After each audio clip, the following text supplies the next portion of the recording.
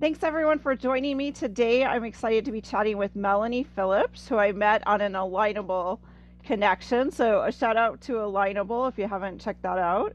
And we will be talking about Yes. Barcelona, Antigua, and travel copywriting, which is Melanie's business. So welcome, Melanie. Thanks for joining me.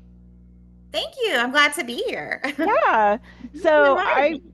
never been to Barcelona, but I did recently finally go. And you mentioned Barcelona was a place you would love to go back to. So I tell did. me about Barcelona, when you went, what you loved. Yeah. Well, it's been a while. I think it was 2016 when we went, and we went, I think it was late August, Oh, so nice. late summer. My husband actually went to a work conference there, and so I kind of tagged along. We left our daughter at home for that one. So, but yeah, I thought it was totally amazing. And I think, my biggest thing was that I didn't get to spend enough time there. Um, but I mean, I guess I did for the 5 days that we were there, get to see a lot. Yeah, 5 days is Yeah. longer actually than I was there. And how was like the weather that time of year? Because I went at the end, at like mid-May is when I went. So It was pretty warm. I don't remember it being too hot, but it was warm. It was nice. Yeah, I think yeah, the weather was great. As I remember. yeah, So, no, that's good. And what were some of the things about Barcelona that you loved? Because I well, Barcelona has so many, like I kind of found that it had like different personalities. There's different parts of the city, and for me, there were definitely things that I could easily go back for. absolutely, yeah, because it's like the old city backdrop set against the Mediterranean Sea, and I just kind of love that aspect of it. We went to Park Güell, the Gaudi architecture. Got to explore that a little bit. Went to the Picasso Museum, Oh, nice. La Sagrada, yes, La Sagrada Familia, which is just beautiful. Um, what else did we do there? Yeah, and make Quite a bit. I sure mean, and like then there's just the exploring and the things, the shopping and all of that. And yeah, and Park Royale is somewhere like I would highly recommend getting tickets for because I waited until like the last minute. I'm like read about it and then I took the hop on hop off bus and got off there and then it was like, oh, it was a might have been too because it was a weekend. They were like totally sold out for the Mhm. next like 2 days and I was like, oh no. And from the Wow. outside of the park, you Yeah. can't really see anything because I was hoping, like, well, I'll just go up there and if I can see even see into the park, but you can't see anything. So, Yeah. And then I had a day to kind of explore on my own. And so there was a trip that I signed up for, and we actually went to Sitges, which oh, is about 30 minutes southwest of Spain. It's a really old, like, fisherman's village, but there is like so much there. And I guess like it's even been called like the San Tropez of Spain. So oh, like it tells you, I mean, wow. it's small, but there's just so much there and so much to explore. So, and I only had like a day, like an afternoon to explore. So probably could have done a lot more, but I loved it there. Yeah, and the food I thought was Really really, old. There's a really, yeah. yeah, no, Go ahead.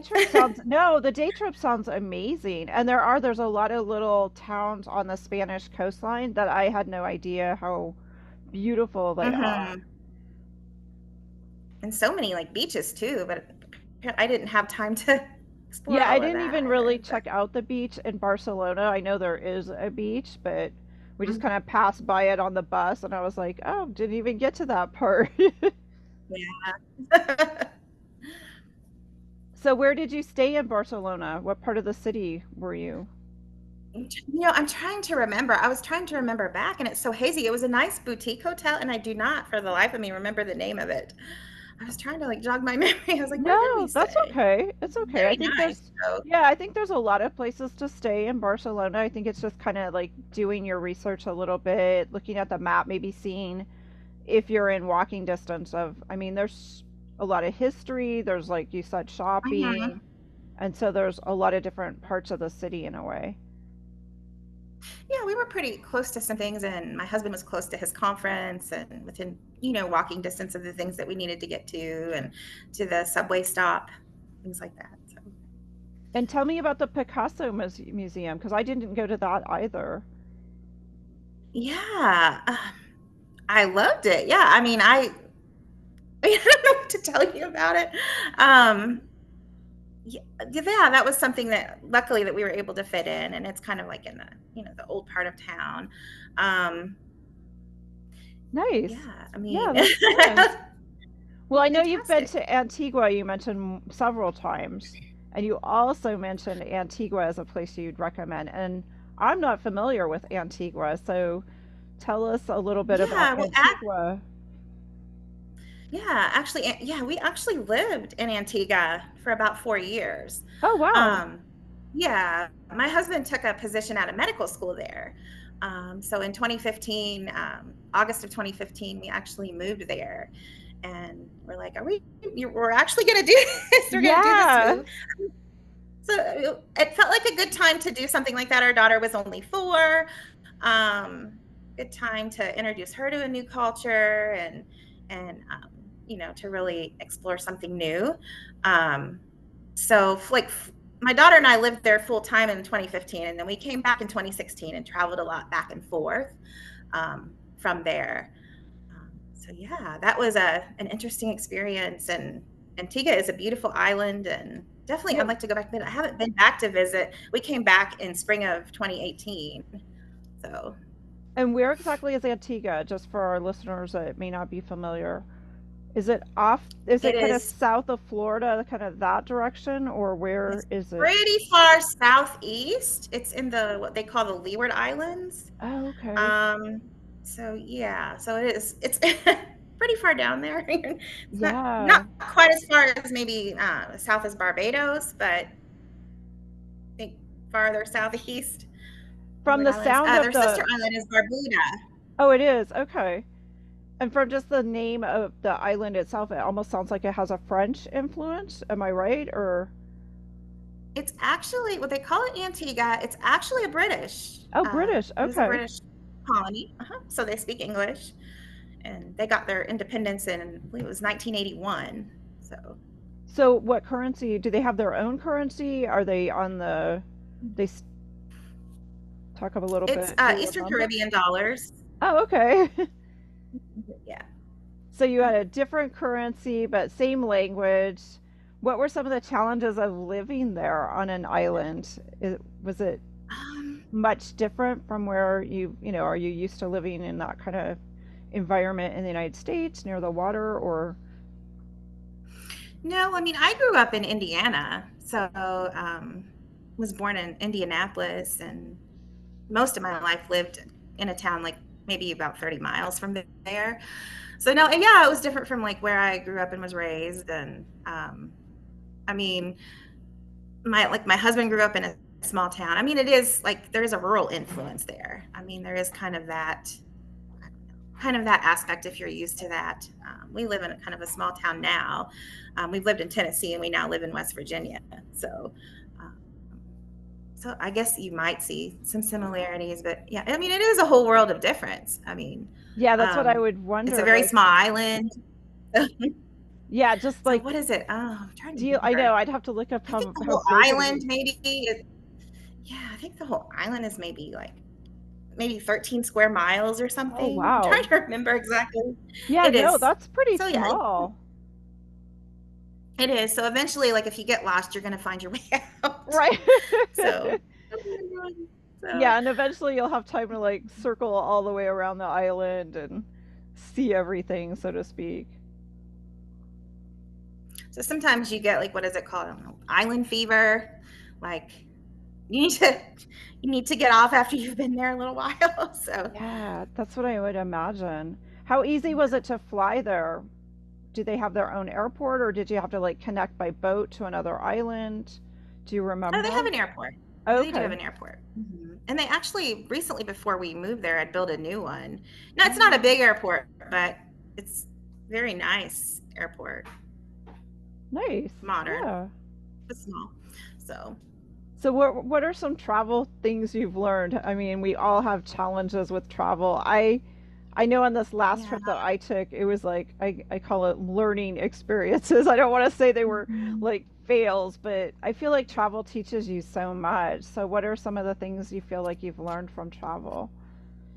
Oh gosh. Well, I learned a lot just from like the aspect of even like traveling itself, like the process of that. I was often traveling with my daughter by myself, who was, between the ages of like 4 and 7 at the time. Oh wow. So, and so flying, to Antigua was a 7 or 8 hour like day trip. So usually it was just one layover. Usually it was like a layover in Atlanta or Miami or somewhere like that, and then we'd fly onto the island.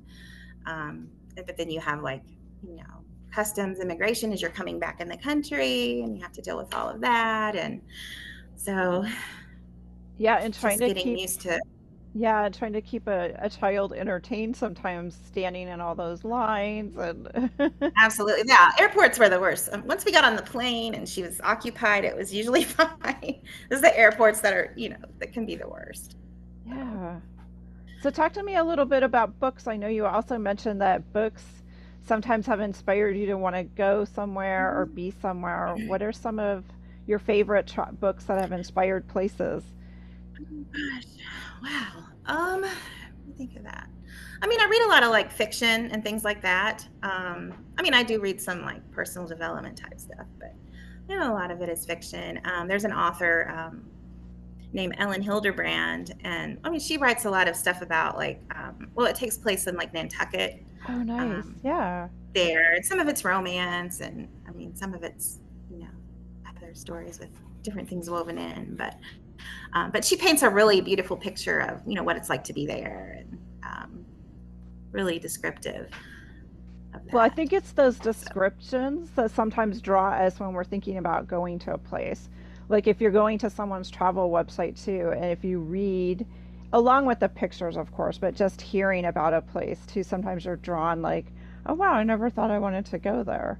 And I think that kind of leads exactly. into like your copywriting a little bit. So talk to us a little bit about that.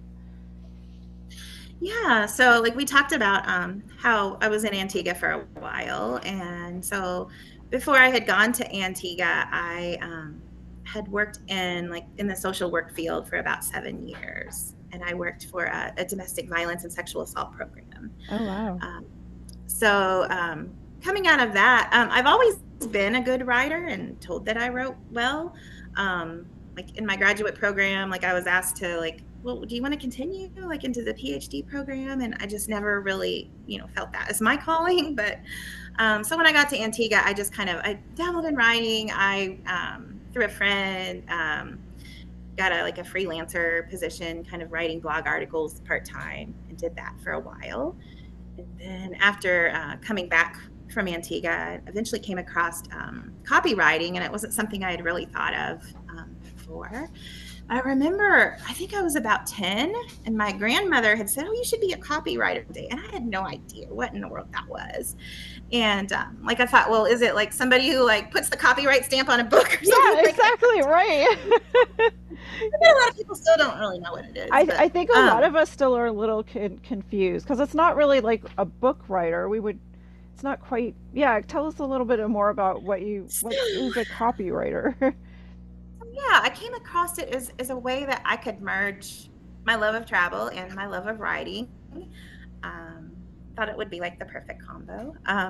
So yeah, copywriting is basically any type of writing that gets someone to take action.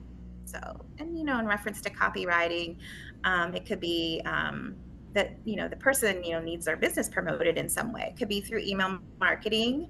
It could be writing SEO, search engine optimized blogs for their website to kind of draw traffic to it. A regular newsletter for their email subscription list if they have one, or creating an opt-in so that they can get subscribers to an email list, thing like that, or maybe writing their website copy. So a variety of things to help them promote their business, basically. Right, exactly. And just painting those beautiful pictures of, places or, so it puts the reader into that mindset of I want to go there or I want to purchase this or I want to contact this person, it sounds like. absolutely. So, what are some of your favorite jobs that you've had?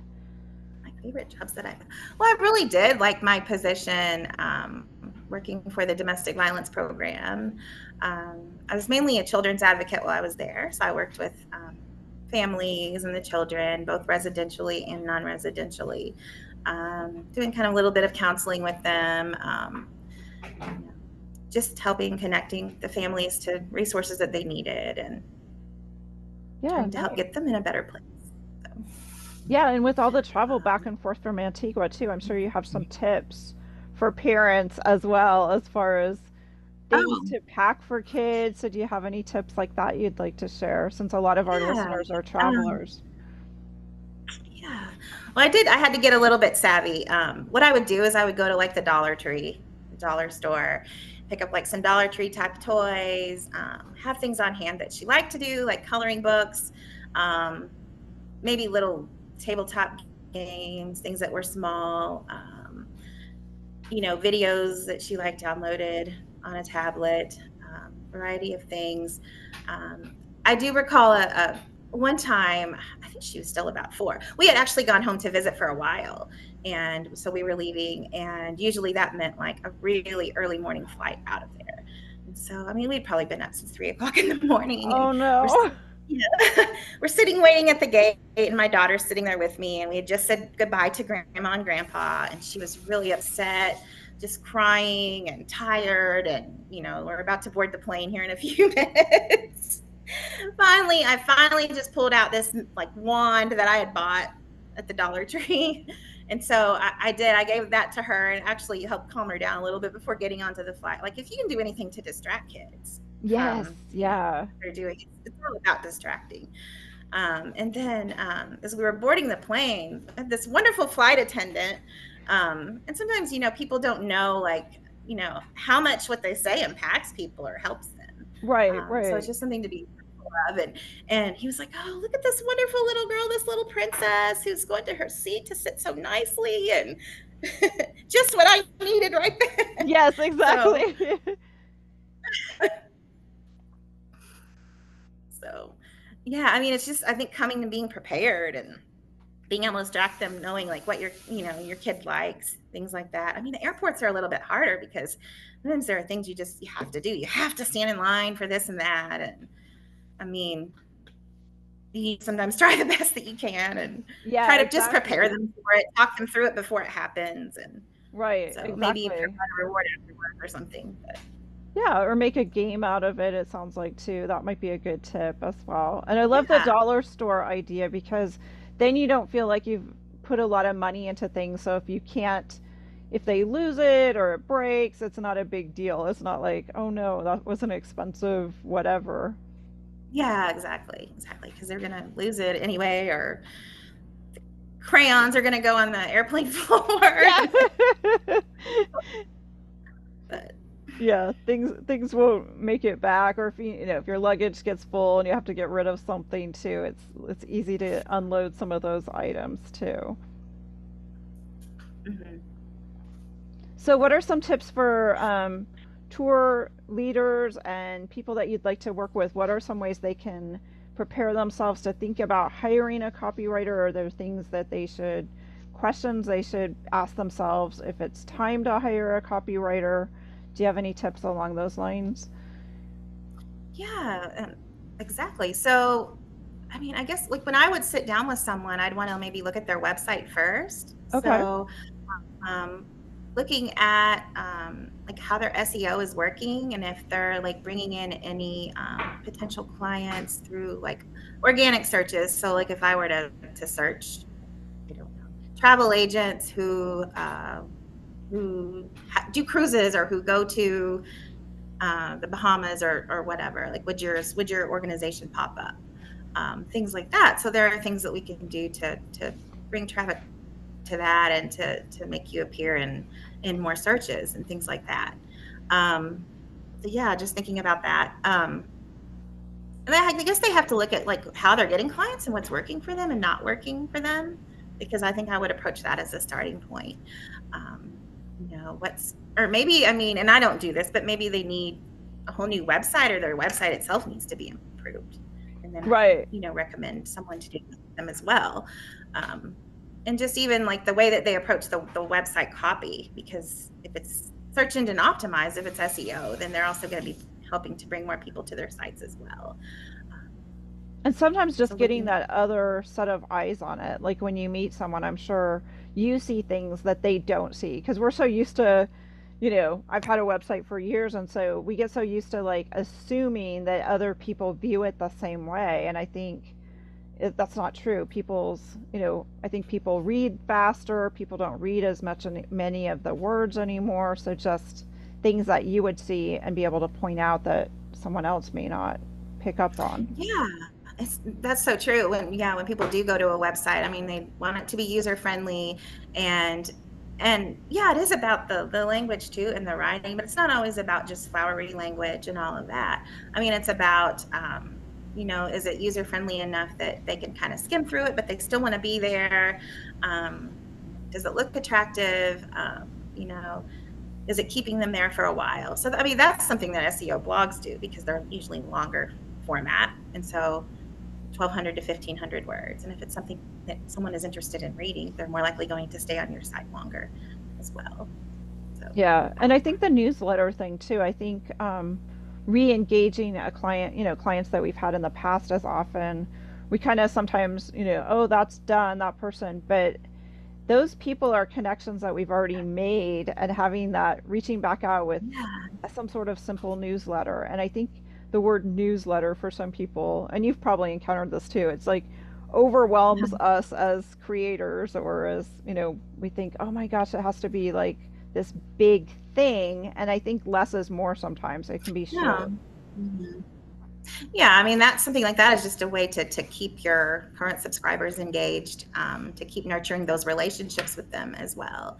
And if you've had if they're repeat customers, I mean, then you want them to keep being repeat customers, because I mean, it's easier to re-engage them than it is to go out and get new customers as well. So there's definitely enormous value in that.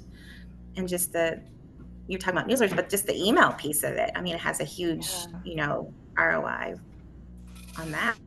It's like a 3,800% rate of return on that. Wow. So versus social media ads, which are like 28%. So, and we wouldn't think that. So, Right, which they're still exactly. important. Right, but I think, yeah, bang for buck, it's like you said, I think people that have already chosen to be subscribing to your newsletter or been in touch with you, re-energizing them, it's far more effective than trying to find new people. It can be more expensive, at least, running social media ads. Oh, exactly. And you're testing things constantly, and you don't know what's working and what's not. So, Yeah, and I think finding the right platforms as well, because I'm sure depending on who your target customer is, it's impossible really to be on Pinterest and Facebook. It's really, unless you've got a team of people or a lot of mhm. funds to pay people to help you be on all those places. Right. And your customer may not spend time on each of those areas. So it's finding which platforms are most effective potentially for your customers. Right. You want to find where your people are. Right, Exactly. exactly. So, what are some of the challenges of copywriting? Some of the challenges. Well, I mean, I guess, I mean, first of all, like we talked about just now, and like trying to find your audience, like where your audience is, things like that. Um, I mean, I don't know. I love what I'm doing. I mean, I don't. I mean, No, that's great. Yeah. I find that the writing aspect is fun. I mean, writing to engage people, writing to motivate people. Um, but yeah, I mean, it can sort of be. You want to make sure that what you're doing is working for a client, and that's going to get them the results that they want. So, you need to be detailed and focused on that, and exactly what they need, and how it's going to help them get to their audience, and meet the goals that they're trying to achieve. So yeah, Yeah. so you kind of get a little bit nervous about that, but Yeah, I think that would sometimes. make me a little bit nervous sometimes, is making sure, and I think a lot of it probably boils down to communication, having good communication with your client to try to determine what their goal is. And then Absolutely. Yeah. and Yeah. then, with Google, I know when I was at a conference recently, a lot of the travel people were saying how, the algorithms have changed. So it's always, trying to like Yeah. rethink things or figure out what's trending, or these all these details, which probably Mhm. falls into your lap of having to figure that out a little bit. And sometimes, sometimes you have to do these things for a little while before you're going to see results as well. Um, you can't just like post a blog here on your website and then that's all we need to do. I mean, it's doing regular things over a period of time before you see results as well. And then once you see the results, you can say, oh, we need to do this a little bit differently, or let's try this. So, Yeah. So generally, what's the process if someone's interested in reaching out to you? Where do they connect with you? What do they need to do if they yeah. want to? What should they what should prepare them to have a conversation?